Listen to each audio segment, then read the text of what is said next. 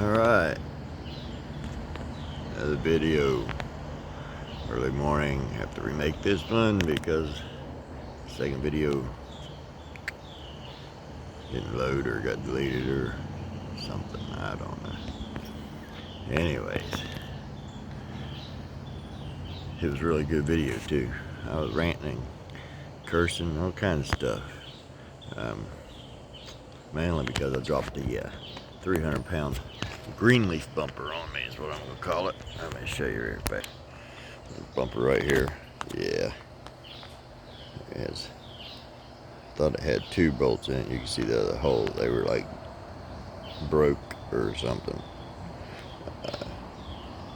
Had a bolt there and no bolts in the bottom. They had like a dummy bolt in the top and the bottoms. I took this side off. Oh, hold on. Phone's been all weird. That shit stuck to me. Took this bolt out. Took one bolt out and left the other bolt in. Whenever I took this bolt out, and finally got this bolt out. This one decided to kick loose. Boom, boom, like that. Boom, boom, right on my chest. And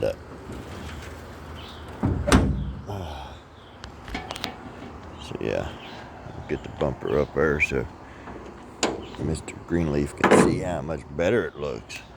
Me and him talked about this for a while, right after I got it. I was showing pictures. He's like, that bumper's got to go. And I was like, it will. There it is.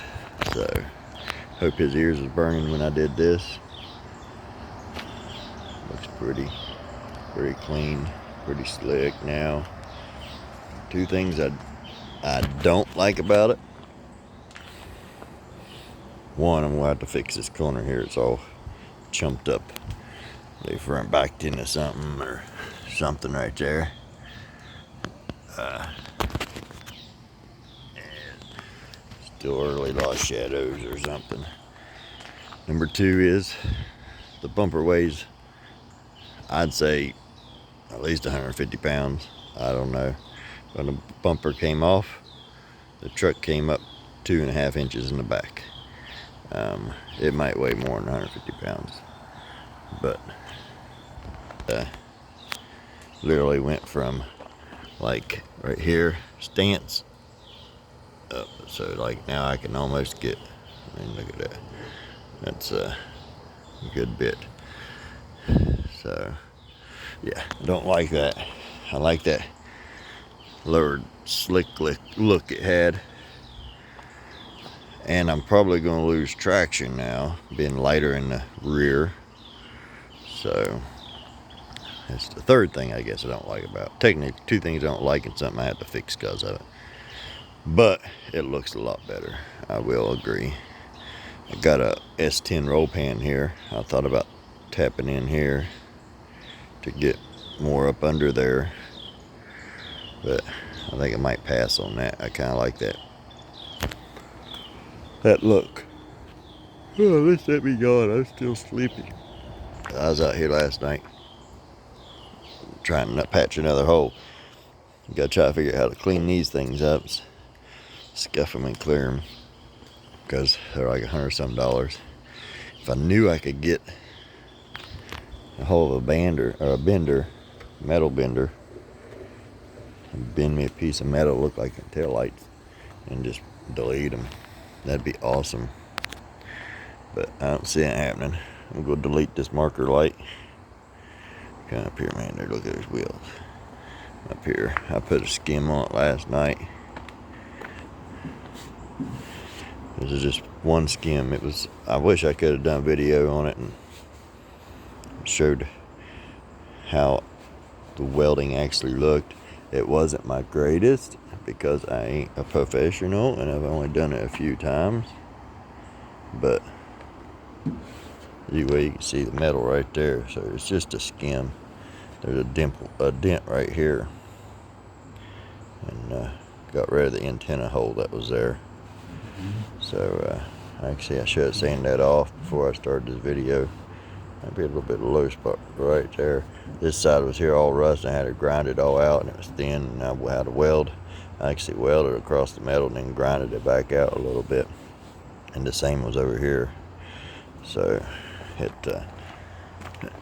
It's pretty smooth looking now. You can kind of see right there where it dip down a little bit in that low spot right there. And this one was all jacked up, but I got rid of the 2 holes and the square here. This one needs to sand this one down. I just threw another third coat. I think it's like a second coat over it, skim coat. I'm gonna sand it all down here in a little bit and hit it with some primer, because I mean this thing's plumb full of Bondo. This hood, I like to find another hood, but hood, grill, bumper. I mean the marker lights for the bumper is like $180 or something. But yeah, this is what the that fender looked like before I started. So this one's got a hole here and here, which they should have been here and here. So I don't know what to do with that one. That one's different. I'm going to delete that one too. And there's one on the back side, on the other back side. So yeah, I'm going to delete 4 markers and the antenna, which the antenna and 1 marker is done. I got to patch this corner over here. And I can see I got a little bit of body work or something right here going on that somebody else done. And right here was a dimple that I'm thinking Bondo. And of course these panels, which is part of the reason I kept that old piece of roll pan for S10, was I thought if I had to go in here, because you can tell right there's Bondo, to use it and cut this out and just put a whole new piece in here if it's too bad bondoed. From looks of the bed inside, hey look, it rained a little bit this morning.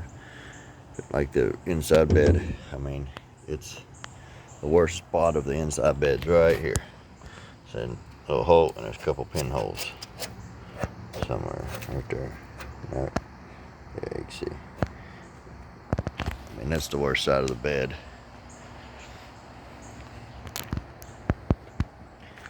And I'll get rid of that marker, and I gotta fix this. And then over here, I know this over here is the issue. Somebody put a first, so you can see dead giveaway, but it's hooved out real bad right there. So sand it down and see what I can make out of it. But as far as the bed, don't look that bad. It's just so hard to find parts for this thing, man. I didn't realize when I traded for it that it was going to be as hard to find parts. I figured it'd be kind of hard, but I figured interior parts and stuff like that would be pretty easy, but it's been pretty hectic. But the bumper's off, Mr. Greenleaf. I sure do hope your ears burned yesterday about it. She looks a little better sitting back here already with that bumper off. The loss of weight worries me a little bit for the back, but we do have this we'll put in. I got a brace I'll have to put between the frames for that probably, because I know that's not going to hook up to the way it needs to. So every time I put that brace in there, and if that steel seems, I mean it's going to lose traction anyways. I mean I don't know, I'm too worried about it. Main thing I guess is to get it down the track. If it gets too bad, we'll buy some more stuff and put on it. It's the name of the game. I'm so sleepy I can't keep my eyes open. But I want to see more on this old 79 Chevy Love project and what kind of headaches I'm probably going to go through with this body work and stuff. Whoop, that hole right there. There's my stone back there. Anyway, the hole right there. And I think I got one other one right here somewhere I gotta fix. It's gonna be a pain. So I'll probably leave those so I can put a mirror on. I like to have a mirror. Use my mirrors to back up. Other than that, truck ain't in too bad a shape, honestly. I'd like to find a actual tonneau cover or make a tonneau cover.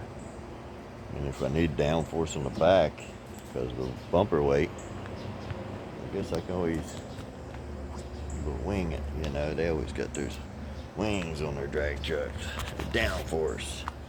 But I don't think we're worried about going that fast in it. I mean, it is a 79 Chevy Love with 350 in it.